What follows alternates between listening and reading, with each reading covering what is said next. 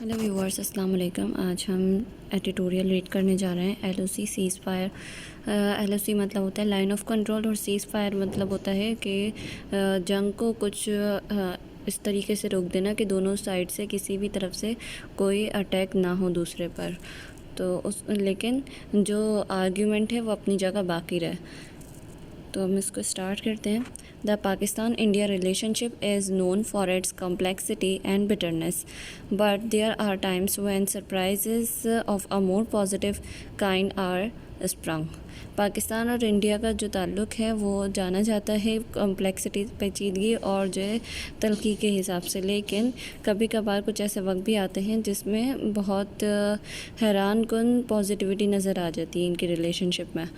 The recent decision by both militaries to honor the 2003 ceasefire along the line of control certainly qualifies as a pleasant surprise, considering the acrimony that has marked relations of recent.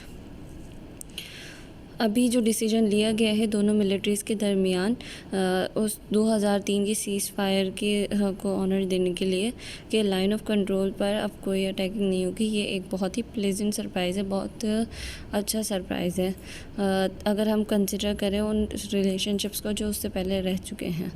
In a joint statement released after hotline contact between the respective directors general military operations, both sides agree for a strict observance of all agreements along the LOC and all other sectors considering and all other sectors. अच्छा, एक joint statement आया है जो कि hotline के contact के बाद reveal हुआ है। उसके अंदर ये बताया गया है कि दोनों की जो मिलिट्री है उसके डायरेक्टर जनरल्स ने आपस में ये बात तय कर ली है कि दोनों ही जो भी एग्रीमेंट है उसके ऊपर पूरी तरह से चलेंगे और लाइन ऑफ कंट्रोल पर और दूसरे सेक्टर्स को भी इंक्लूड किया कि उसमें जो भी एग्रीमेंट हुआ है इन चीज़ों से मुतालिक वो उस पर कायम रहेंगे। Considering that 2 years ago on this date both nuclear armed rivals were at the brink of war, अगर हम पिछले 2 सालों को कंसिडर करें तो इस तारीख पर जो आज है दोनों ही कंट्रीज़ जो कि न्यूक्लियर पावर हैं, एक दूसरे के मुखालिफ भी हैं, वो जंग होने के पॉइंट पर थे। This is a welcome development. तो ये एक खुशाइन डेवलपमेंट है। Moreover, too many innocent lives have been lost in cross-border shelling and ceasefire violations last year. इसके अलावा बहुत सारी मासूम जानें इसके अंदर ज़ाया हो गई जो क्रॉस बॉर्डर शेलिंग होती रही, जो अटैक्स होते रहे, और उसके अलावा जो सीज़ फायर की वियोलेशन होती रही पिछले साल, उसमें बहुत सी मासूम जानें चली गई। The move has not gone unnoticed. ये वाली जो बात आई है कि दोनों ने सीज़ फायर का ऐलान किया, दोनों की मिलिट्रीज़ ने, ये अननोटिस्ड नहीं रही बल्कि नोटिस की गई। किसने नोटिस किया? With the US State Department spokesperson welcome the move and encouraging continued efforts to improve communication between the two sides. Washington has also urged Islamabad and New Delhi to hold direct parleys on Kashmir. US के जो department हैं उनके जो spoke person हैं उन्होंने इसको एक बहुत ही वेलकम मूवमेंट कहा है, और उसके अलावा उन्होंने ये भी कहा कि हाँ, एफ़र्ट्स की रिक्वायरमेंट है, एफ़र्ट्स चाहिए, कोशिशें चाहिए दोनों ही साइड्स पर कम्युनिकेशन को बेहतर करने के लिए। और उसके अलावा इस्लामाबाद और न्यू दिल्ली को ये भी डायरेक्ट किया है कि आप कश्मीर में भी इसी तरीके से बातचीत के ज़रिए मसला हल करें।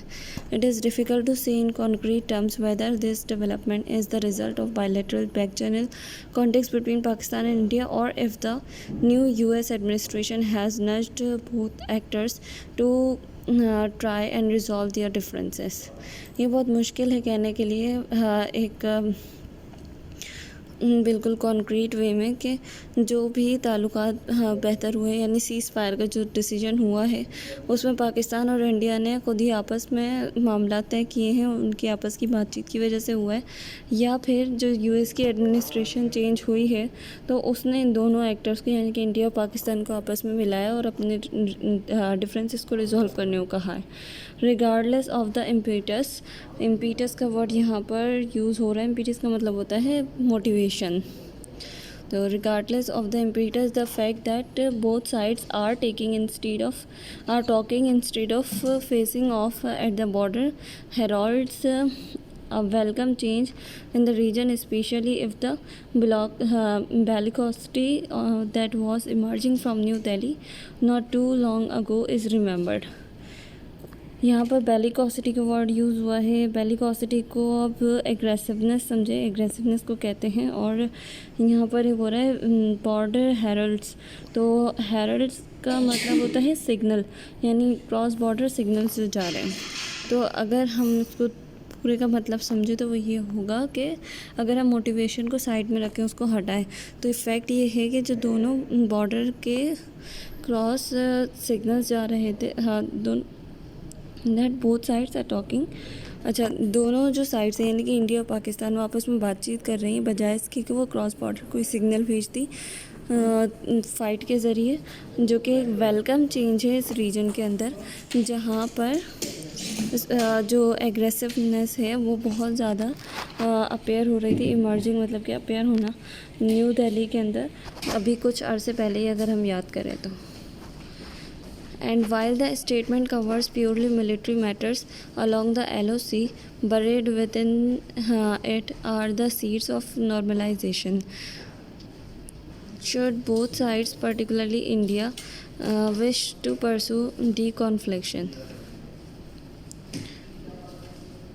ये जो स्टेटमेंट है ये प्योरली मिलिट्री के मैटर्स हैं जो उनकी साइड से आए, जो LOC के ऊपर लाइन ऑफ कंट्रोल के से रिलेटेड है। ये एक नॉर्मलाइजेशन का बीज बो रहा है कि सब कुछ नॉर्मल हो जाए दोनों ही तरफ, यानी इंडिया में भी और पाकिस्तान में भी। लेकिन ये बात जानना अहम है कि क्या इंडिया भी चाहता है कि वो कॉन्फ्लिक्ट को ख़त्म कर देती है। कॉन्फ्लिक्शन मतलब कॉन्फ्लिक्ट ख़त्म करना। द DGMOs का मतलब अभी हम ऊपर पढ़ कर आ रहे हैं, director generals of military operation को कहते हैं। तो the DGMOs agree to address each others core issue concern which have propensity to disturb peace and lead to violence. जो डायरेक्टर जनरल हैं मिलिट्री ऑपरेशन के, वो इस बात पर अग्री करते हैं कि उन्हें इस इशू को रिज़ॉल्व करना चाहिए जिसके अंदर तशद्दुद को बढ़ाने की सलाहियत है और अमन व अमान को ख़तरे में डालने की सलाहियत है। The statement sage of course from Pakistan's perspective, Kashmir is the core issue, and it is hoped that this and other irritants to peace are eventually addressed in a frank and progressive manner by both sides. यकीनन पाकिस्तान के लिए जो Kashmir issue है वो एक बहुत ही important perspective है, लेकिन ये उम्मीद की जा सकती है कि जो दूसरे इरिटेंट्स हैं पीस के लिए, यानी कि अमन व अमान को डिस्टर्ब करने वाली जो चीज़ें हैं वो एड्रेस की जाए एक बहुत ही प्रोग्रेसिव मैनर में, दोनों ही तरफ से प्रोग्रेसिव मैनर कि काम किया जाए, कोशिश की जाए और हल अच्छा आए, और कोशिश भी अच्छे तरीके से की जाए, कोई गलत रास्ता ना हो। However, no one should be under the illusion that the bitterness afflicting bilateral ties will magically disappear on the basis of one statement. इसके अलावा किसी को जो है इस गलतफहमी में नहीं रहना चाहिए। इल्यूजन मतलब कि जो दिख रहा है वैसा नहीं है, तो लोगों को इस इल्यूजन में नहीं रहना चाहिए कि जो उनके ताल्लुकात थे, बायलैटरल टाइज थे, मतलब कि बाउंड्रीज़ थी उनके ताल्लुकात की, कि वो अच्छे ताल्लुकात मेंटेन नहीं करते थे, वो सारी बातें डिसअपियर हो जाएंगी एक स्टेटमेंट पर। तो ऐसा नहीं है। Peace building is a long and arduous process. Arduous का मतलब होता है डिफ़िकल्ट। तो अमन व अमान लाना एक बहुत ही लंबा और मुश्किल प्रोसेस है। And when the relationship is as complex as that of Pakistan and India, और जबकि बात हो रिलेशनशिप की पाकिस्तान और इंडिया के दरमियान, things will take time to fall into place.